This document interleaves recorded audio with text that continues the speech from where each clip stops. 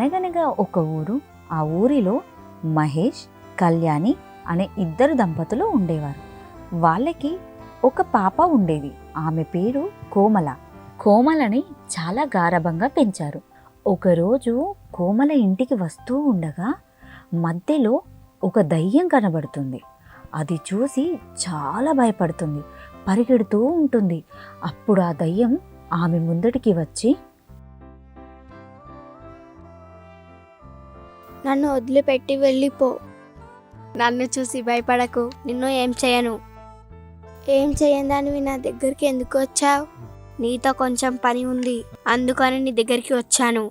నాతో నీకేం పని ఉంది అని అనగానే దయ్యం ఆమెలో ఆవహిస్తుంది. అప్పుడు దయ్యం కోమలతో పాటు ఇంటికి వెళ్ళి, కోమల, నువ్వు ఎక్కడి నుండి వస్తున్నావు?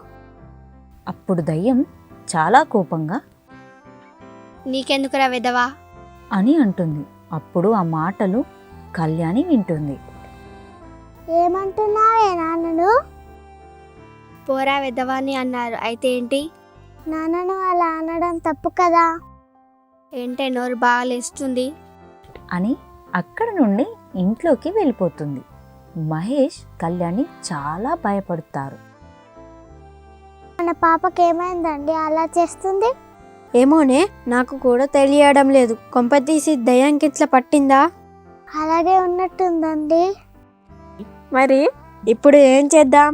మీకు తెలిసిన భూత వైద్యుని పిలవండి. అతను ఎప్పుడూ అడవిలో ఉంటారు. సరే, వెళ్దాం పదండి. అని అనుకుంటూ అడవిలో ఉన్న భూత వైద్యుని దగ్గరికి వెళ్తారు.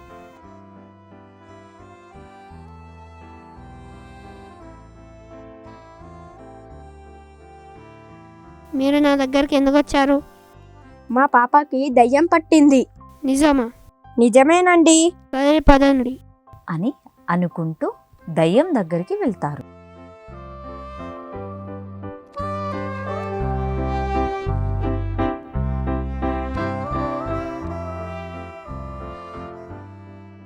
మీ అమ్మాయిని పిలవండి.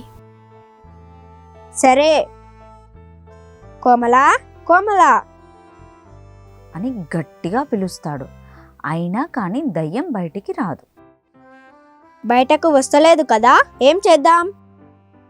దయ్యం అని పిలువు, అప్పుడు ఖచ్చితంగా బయటకు వస్తుంది. దయ్యం బయటికి రా. అని అనగానే దయ్యం బయటికి వస్తుంది. ఓం గ్లీం బుష్, ఓం గ్లీం పుష్, ఓం గ్లీం బుష్ అని అనగానే దయ్యం వెళ్ళిపోతుంది. కోమలా, కోమలా అని పిలవగానే నానా